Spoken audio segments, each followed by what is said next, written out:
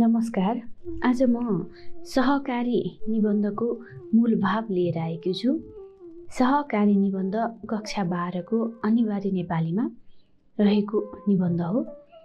एक आपसमा मिलिजुली सहकार्य गर्ने साथी, बन्धु, बान्धव वा अन्य जो कोही व्यक्ति सहकारी हो भने सहकार्य भनेको सामाजिक, सांस्कृतिक, आर्थिक आदि क्षेत्रमा गरिने स्वदेश्य सामूहिक क्रियाकलाप हो। आधुनिक अर्थशास्त्रीले आर्थिक समृद्धि र विकासका लागि पारस्परिक सहयोग र सहकार्य गर्ने उद्देश्यले स्थापित संस्थालाई सहकारी भनेका छन्। आर्थिक समृद्धि र विकासका लागि मिलिजुली स्थापना गरेको साझा संस्था नै सहकारी हो। आधुनिक सहकारीको अवधारणा 19औं शताब्दीको पूर्वार्धबाट आएको हो। बेलायती विद्वान रोबर्ट ओवेन आधुनिक सहकारीका पिता मानिन्छन्। सहकारीका माध्यमबाट बेलायतले छोटो समयमा हासिल गरेको आर्थिक समृद्धि लोभलाग्दो रहेको छ। त्यसपूर्व बौद्ध दर्शन, वेद लगायत पूर्वीय वाङ्मयहरूले सहकारीको अवधारणा ल्याएको पाइन्छ। मानिस समूहमा रहँदा बस्दा नै ऊ आनन्दमय वातावरणमा आफ्नो कामलाई अघि बढाई सुख समृद्धि हासिल गर्न सक्छ। मानिसले एक्लैले पूरा गर्न नसक्ने आवश्यकता सहकार्यबाट पूरा गरेको छ।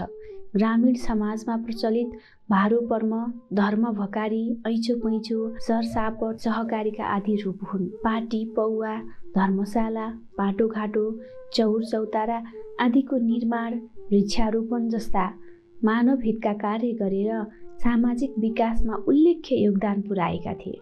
गुठी, भारोपर्म, ऐचोपैचो, सरसापट, मेलापात आदि नामबाट सहकार्य गरिरहेकै छन्।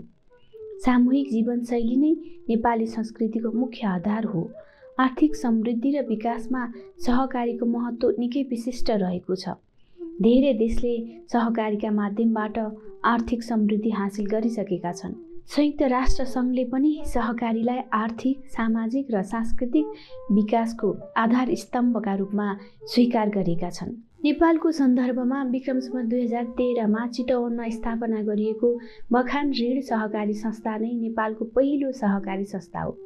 विश्वका 14 देशको सक्रियता र सहभागिताबाट सन् 1995 मा अन्तर्राष्ट्रिय सहकारी महासङ्घको स्थापना भएको थियो। स्वैच्छिक तथा खुला सदस्यको लोकतान्त्रिक नियन्त्रण, आर्थिक सहभागिता, स्वायत्तता, स्वतन्त्रता, सहकारी बीच पारस्परिक सहयोग, समुदायप्रतिको सरोकार, शिक्षा, तालिम, सूचना सहकारीका नैतिक मूल्य हुन्।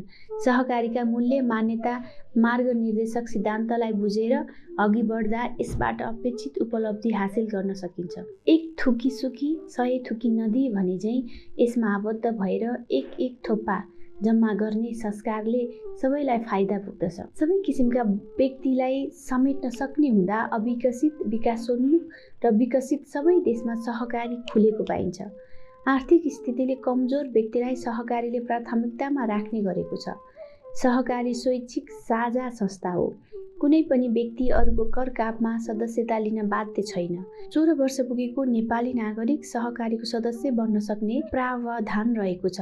सहकारीमा नाफा भएमा सदस्यले चुक्ता गरेको सेयर पुँजीका आधारमा सीमित बचत फिर्ता पाइन्छ। सामान्यतया सहकारी संस्था गठन गर्न कम्तीमा 30 जना व्यक्ति आपसमा सङ्गठित हुनुपर्दछ।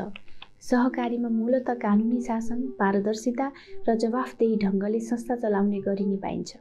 नेपालको आर्थिक विकासमा सहकारीको ठूलो योगदान दिन सक्ने कुरा केही वर्षभित्र यसले गरेका विभिन्न कार्यबाट थाहा पाउन सकिएको छ। सहकारीलाई प्रभावकारी रूपमा सञ्चालन गरिएको खण्डमा नेपाल धेरै कुरामा स्वावलम्बी हुन सक्ने देखिएको छ। स्वदेशी उत्पादनलाई प्राथमिकतामा नराखेसम्म हाम्रो आत्मनिर्भरताको यात्राको थालनी नहुने र यस कार्यका लागि सहकारी नै प्रभावकारी माध्यम बन्न सक्ने देखिएको छ। यी सञ्चालकले सहकारीका मूल्य, मान्यता र सिद्धान्तको पूर्णतः उपेक्षा गरी वैयक्तिक स्वार्थबाट प्रेरित भएर संस्था सञ्चालन गरिरहेका छन्। उनीहरूले संस्थामा एकाधिकार कायम गरी रकम हिनामिना गरेर फरार हुँदा कयौं सर्वसाधारण ठगिएका खबरहरू सुन्नमा आउनु दुःखको कुरा हो। सञ्चालकका यस किसिमको गतिविधिबाट विपन्न वर्गका व्यक्ति सहकारीबाट लिन सक्ने फाइदाबाट वञ्चित भएको देखिन्छ। यसरी हेर्दा सहकारीबाट स्वदेशमै रोजगारीको सिर्जना हुने भएकोले यो आत्मनिर्भरता र विकासको प्रमुख माध्यम बन्न सक्छ। यसका उद्यमशीलताका क्षेत्र कृषि, पशुपालन, वन, वातावरण, विद्यालय, स्वास्थ्य, पर्यटन, सञ्चार तथा प्रविधि, वित्तीय सेवा, यातायात, जग्गा तथा आवास, ऊर्जा, बीमा, जडीबुटी आदि हुन्। अपार जलस्रोत एवं उर्वरा भूमिले सम्पन्न र अनुपम प्राकृतिक सौन्दर्यले भरिपूर्ण नेपालको जलस्रोत, कृषि र पर्यटनका क्षेत्रमा सहकारीका सञ्चालनका सम्भाव्य अन्य क्षेत्र पनि पर्याप्त रहेका छन्। सहकारीका माध्यमबाट उपयुक्त सबै उद्योगलाई व्यवस्थित रूपमा सञ्चालन गर्दै नयाँ क्षेत्रलाई समेत समेटेर अघि बढ्न सके नेपाल संसारकै समुन्नत र सुखी मुलुक बन्न सक्दछ।